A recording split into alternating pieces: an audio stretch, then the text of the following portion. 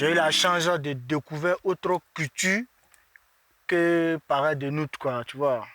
Comment les gens sont plus faits et puis pour construire ici, et je suis étonné parfois, bon, tu vois. J'ai juste adoré et très content d'avoir découvert la cabane de nos grands-parents qui vivaient avant. Voilà. Les photos aussi que j'ai prises, ouais, j'aime les trucs là pour regarder. Parce que je ne peux pas tirer quelque chose que j'aime pas. On voit comme ça, montagne. Je me rappelle chez moi comme les. Et j'ai passé chez moi.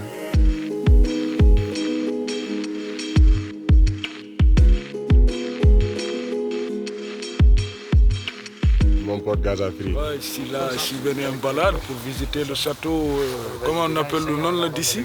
Roque Fixado. Ah, le Rocky Fixado. Le Rock Fixateur. Rocky Fixado. Ouais, pas mal. Comme tu veux. Pote, Melinda, tu vois, c'est joli, la nature est belle, tu vois. Ouais. Alors c'est normal. Tranquille.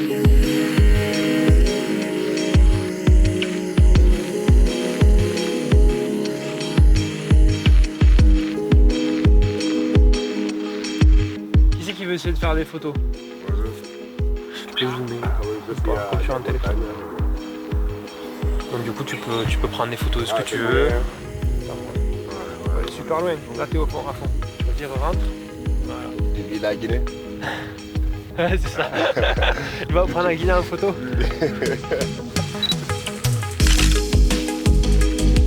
Il est là.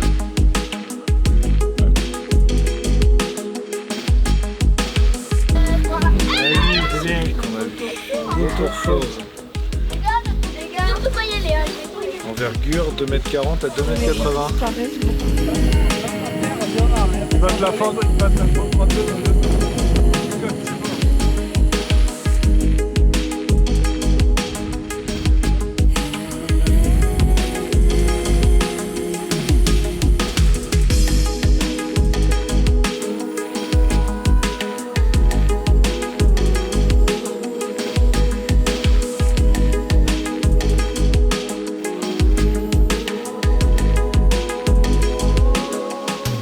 Ça pour la chasse, tu dormais ici pour aller chasser ou c'était juste pour... Avec mes amis et tout, bon. Okay. Tranquille. Il y a des copines aussi de temps en temps. Ok. Qui vont venir pour nous voir là-bas. Ok. Je sors avec les chiens. Le chien à côté, tu as ton fusil, vite fait. Okay. Tu peux faire descendre ou bien le chien. Dès qu'il voit. On a le couteau, sel, tout est dedans. Le lapin, Ouais.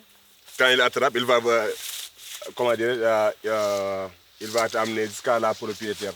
Ah oui, il te le ramène. Oui, Ouais. il te ramène. Ok. Toi, tu- Ben, ici c'est pareil. Ceux qui ont des chiens de chasse, ici c'est pareil. Le chien il chasse, il cherche. Puis dès qu'il a trouvé quelque chose, il s'arrête. Mais Comme vous, pareil, il s'arrête. Et il te dit en gros, il est là quoi. C'est pareil.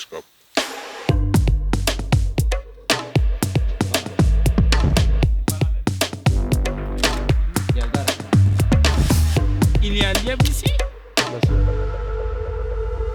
Ses amis, bienvenue dans la forêt de...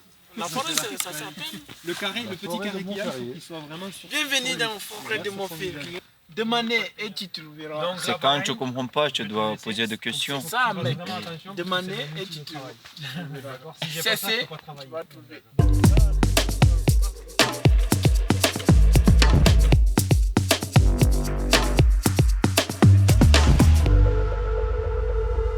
Comment le nom? Ça? Oui. Ça s'appelle un être. Être. Ek. Comme le verbe être. Sauf que Ah, le ça verbe s'écrit pas être. pareil. Être. Voilà.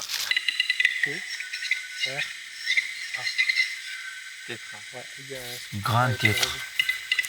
il fait des parades. Ça s'appelle grand La queue, il ouvre là et il chante. Pour que les femelles elles viennent.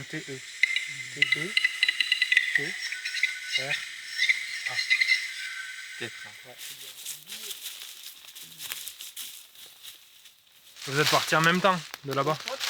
Tous les trois? Non, pas en même temps. Vous n'êtes pas partis en même temps tous les trois de là-bas? Non, non. Je vais venir seul. T'es venu seul toi? Oui. Ok. Après ah non, toi c'est pas, toi c'est Afghan. Oui, moi c'est afghan. Toi t'es parti après. Oui, c'est afghan. Après les talibans. Après le taliban. Quand les talibans sont arrivés, t'es parti. Oui. T'as la famille là-bas qui est restée? Oui, elle a resté mon mère et mon père est la mort. C'est bon ça, la voiture. C'est haut, moche. Ah ouais. Oh, c'est bon ça. Attends.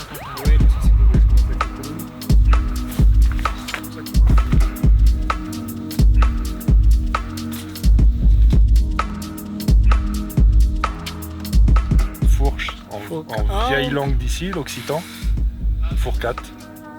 Et en fait, c'est pour ça que cette montagne-là s'appelle Fourcade. Fourcade, parce que ça fait une avec... fourche. Ouais, là c'est vrai.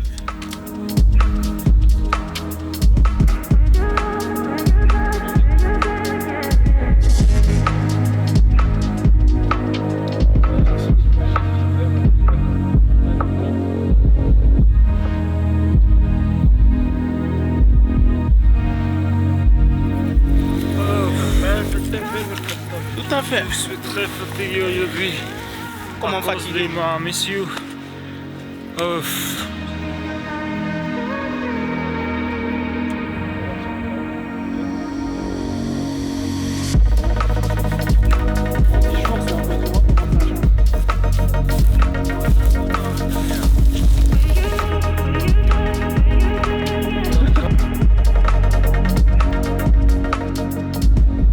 Bonjour, chers compatriotes. Moi, je me présente Balam Ali, de nationalité guinéenne. Je suis venu ici à Montferrier. Nous sommes venus pour une découverte de la montagne et je vais demander à mon cher compatriote et je vais lui poser des questions. Chers compatriotes, bonjour. Bonjour Ali. Et quel est votre nom? Alors moi je m'appelle Julien Canet. Et monsieur Julien, j'espère que tu es content de me voir. Ah ben oui, je suis content de te voir. Le but c'est d'être ici avec toi et avec tes amis pour qu'on découvre ce qu'il se passe un peu à Montferrier, comme tu disais, et à Montagne. Alors, du coup, tu vas nous raconter, enfin nous expliquer ce qui est différent ici, ce que tu vois là aujourd'hui, ce qui est différent de là où tu viens, ou ce qui est pareil, parce qu'il y a peut-être des choses où c'est pareil. Mais qu'est-ce que tu vois ici? Qu'est-ce qui t'a surpris par rapport à chez toi? Qu'est-ce qui t'a choqué par rapport à chez toi? Les paysages, voilà. Qu'est-ce qui est différent par rapport à chez toi? Merci beaucoup pour ta question. Ce que je vois par rapport, bon, il est différent à mon pays. Bon, il y a des animaux ici. D'abord, ils ne sont pas chez nous. Hein, et avec les paysages aussi, j'ai vu aussi des arbres bon, qui ne sont pas de nous. Et j'ai vu aussi de la neige. Bon, on est dans l'été, mais on peut parler de ça. Ouais. En fait, voilà, il neige ici, ben, c'est moi, ça neige. Il neige pas là-bas. J'aimerais faire beaucoup de découvertes en France ici. Donc, ça me fait plaisir.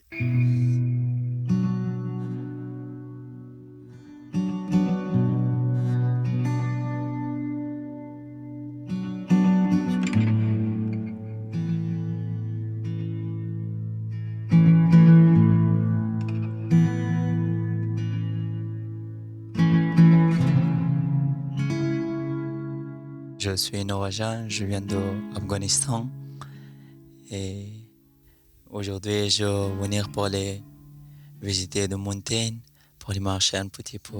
Quand je vois comme ça une montagne, je me rappelle chez moi et j'ai passé chez moi comme les bergers et j'ai gardé de moutons là-bas et j'ai eu beaucoup de montagnes chez moi.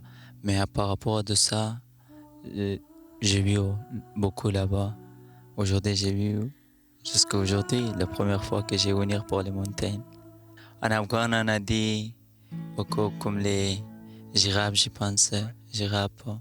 Et on a dit en mon langue, Gharsanei, mais je ne sais pas comment dire en poche ça. Oui, chèvre de sauvage, ça.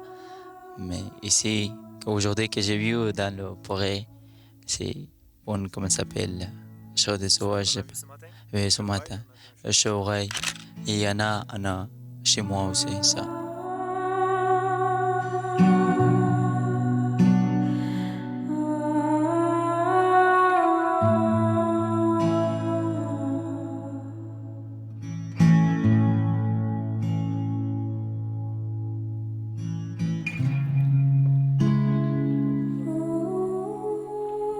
Tu as vu? Il y a un cadre rouge. Ça veut dire que là, tu enregistres. Là, tu vois, l'image est très bien. Pas besoin de plus.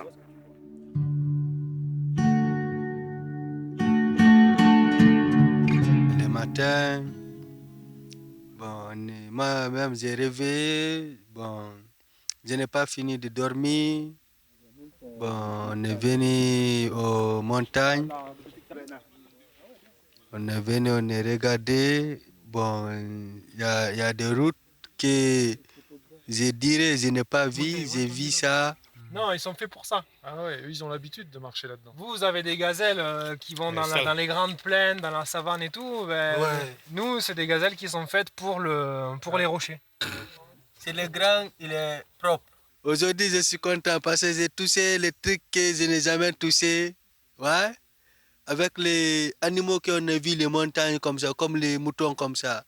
Ça aussi, c'est la première fois pour voir. Oui.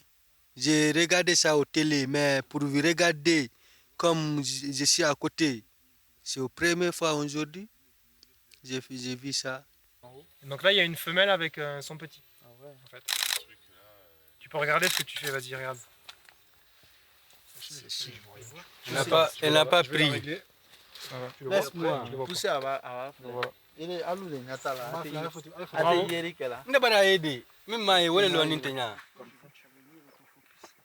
Oh là là, qu'est-ce qu'il y a? Voilà. C'est maquillé.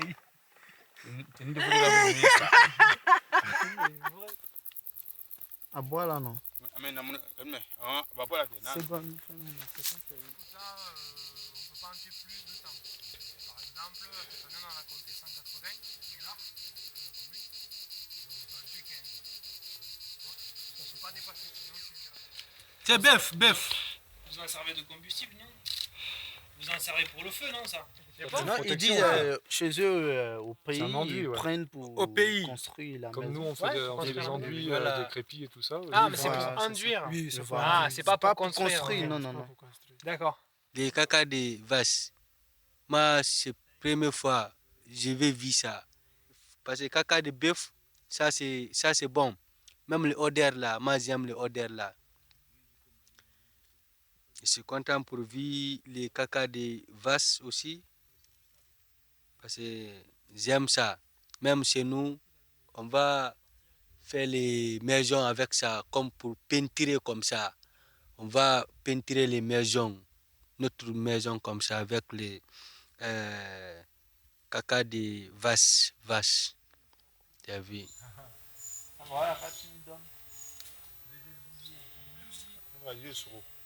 Ça mange. Voilà, il y a des trous, il y a des animaux qui vont nourrir là-bas.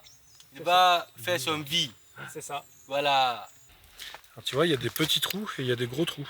Les petits trous, alors là déjà ils sont costauds. Ça doit être du sirex. C'est un petit insecte, il a une espèce de derrière, il a comme une aiguille Il y a des... qui ressemble à une vis à bois. Tu vois, c'est tordu. Il y a une hélice dessus. Et avec ça, il arrive à creuser. Après, il pond dessous. Le bois Et là. après, c'est les bébés, les larves. Dessous, elles vont se déplacer. Voilà. Tu vois, les larves, elles vont se déplacer en mangeant le bois jusqu'à devenir assez grandes. Et quand elles sont grandes, elles font un gros trou comme ça pour sortir. Elle sort, elle est en train de sortir là. Elle est en train de sortir. C'est une larve qui est en train d'éclore ça. Je vois des arbres qui sont en différence, tu vois. Je vois des collines et puis je vois les animaux qui m'ont beaucoup intéressé, tu vois. Du coup, malgré que j'étais caméraman, je faisais des vidéos, tu vois. Du coup, j'ai bien fait mon travail, c'est qu'on m'a confié.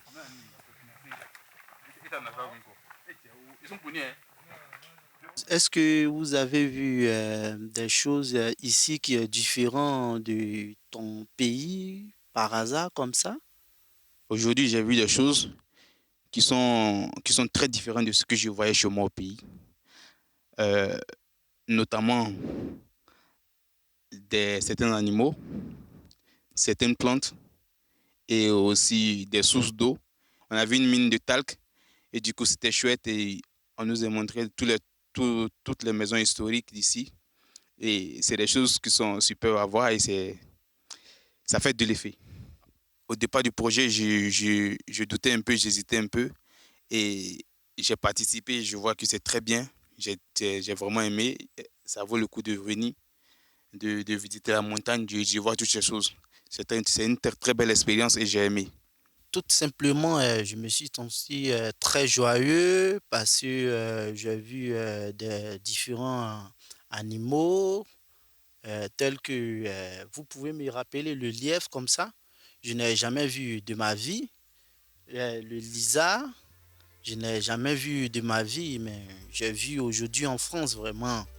Ça a été une joie pour moi vraiment de voir cet animal comme ça.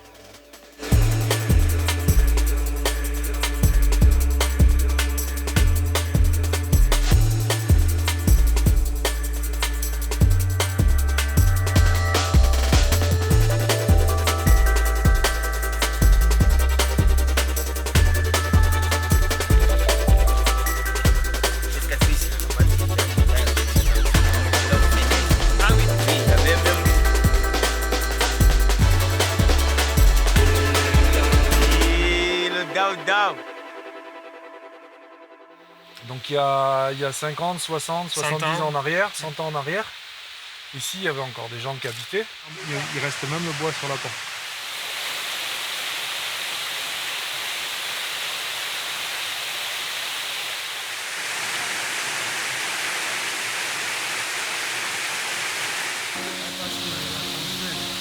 Ouais, mais tu transmets. Mais si la transmission s'arrête, la langue se perd. Chez nous, peut-être la langue est fichée, tu vois. On parle ça beaucoup.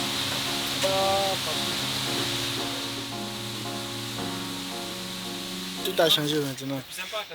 Mais c'était bio, tout était original en fait.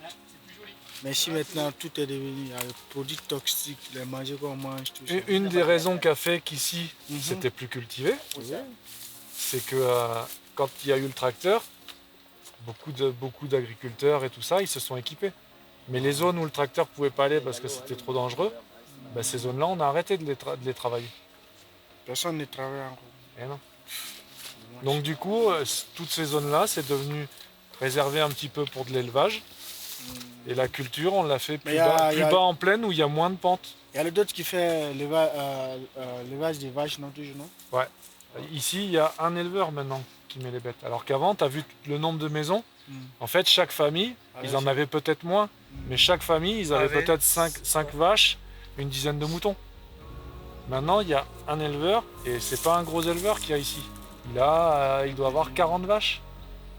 Et toute la surface, forcément, il peut pas nettoyer tout avec seulement 40 vaches. Alors qu'avant, si tu avais 20 familles avec 5 vaches, ça faisait 100 vaches. Au total, il y avait beaucoup plus d'animaux. Il y avait beaucoup plus de gens.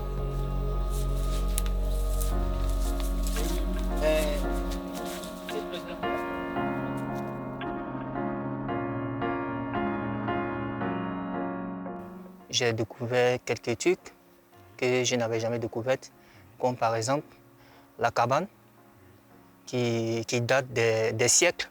Et vraiment, j'ai aimé comment nos grands-parents vivaient avant. Voilà, c'était pas facile.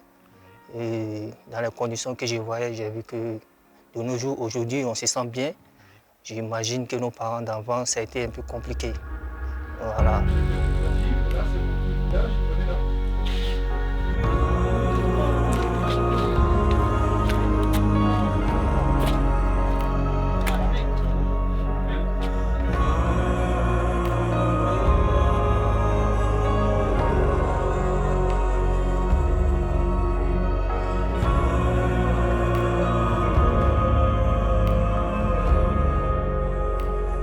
c'est trop différent.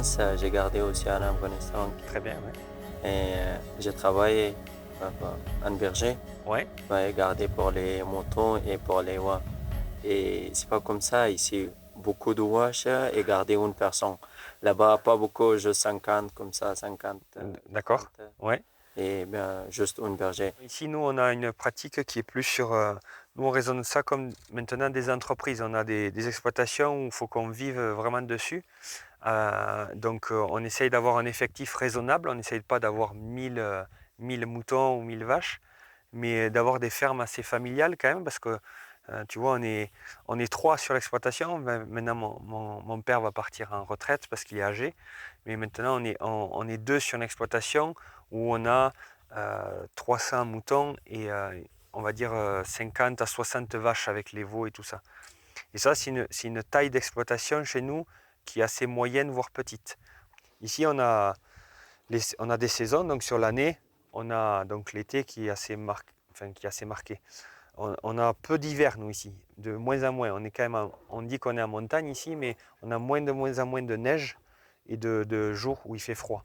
Donc, on est en France, il fait ce qu'on appelle un climat tempéré, mais chez toi, il fait froid pendant longtemps ou comment c'est? Mais ça dépend. Quand il fait trop froid, on a changé les places, on a pas d'autres places. Ok. Et quand tu gardes le mouton, quand tu gardes le wash, tu ne peux pas partir trop loin. Oui, ouais. Mais quand tu as ta mouton, tu peux partir trop loin. Comme ici en France, à Toulouse, tu peux partir pour aller à Paris. D'accord.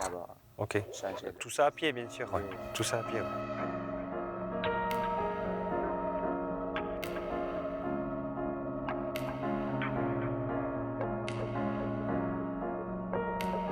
Merci encore à tous.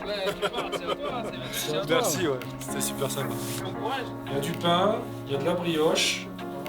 C'est quoi la brioche? La brioche, c'est comme du pain, mais un peu plus sucré. Du fromage? Avec la confiture, tout ça, c'est bon.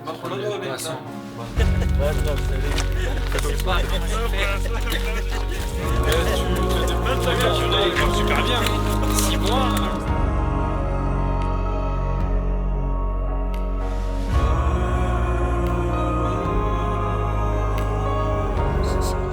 C'est l'histoire, mais c'est vraiment terrible, quoi. Là, en 1244, au mois de mars, fut pris le castrum. On n'appelait pas ça un château parce que c'était pas un château, c'était un petit village fortifié en bois.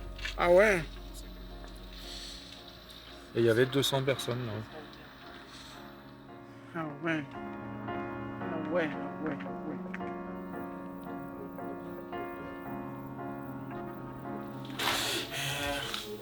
Je sais pas comment les gens sont passés pour construire ça ici pendant des... Hein? Ah ben ils ont transpiré, ça c'est sûr. C'était les braves. Vous avez la gentillesse, mesdames, et puis messieurs, d'honorer de votre présence le lieu où il y a eu le plus long siège de 50 ans de guerre cathare. On n'a pas plus long que le siège de Montségur. Ça veut dire, si je comprends très bien, les cathares sont venus avant les catéchismes, c'est ça? Avec les catholiques. Les catholiques, pardon, ouais. Les catholiques du Mexique. Non, ils étaient là tous en même temps. Au XIIIe siècle, ils vivent en bonne entente.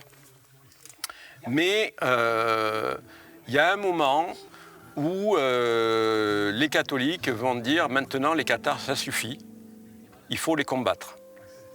Voilà. Et ce qui était de très particulier, c'est que ici, dans la région où tu es, eh bien, il y avait des cathares et des catholiques qui étaient ensemble, comme un père qui avait une enfant qui était cathare. Tu vois, en fait, ça, il laissait le libre choix aux enfants de choisir leur idée religieuse. Ah, ok.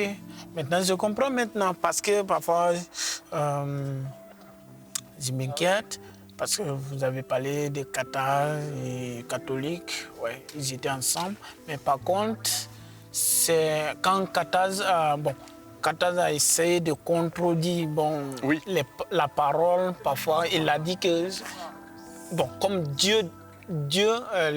les catholiques disent, Dieu créa la terre et le ciel. Et il a créé l'homme. Et les Qataris, ils ont dit que c'est le c'est diable. le diable. Voilà. Et pourtant... Ça, c'est la grosse différence entre les Cathares et les chrétiens catholiques. Ce que tu dis. Voilà. D'accord. Merci pour la réponse. Merci. Oh, t'es adorable. On se revoit plus tard. C'est tout mignon.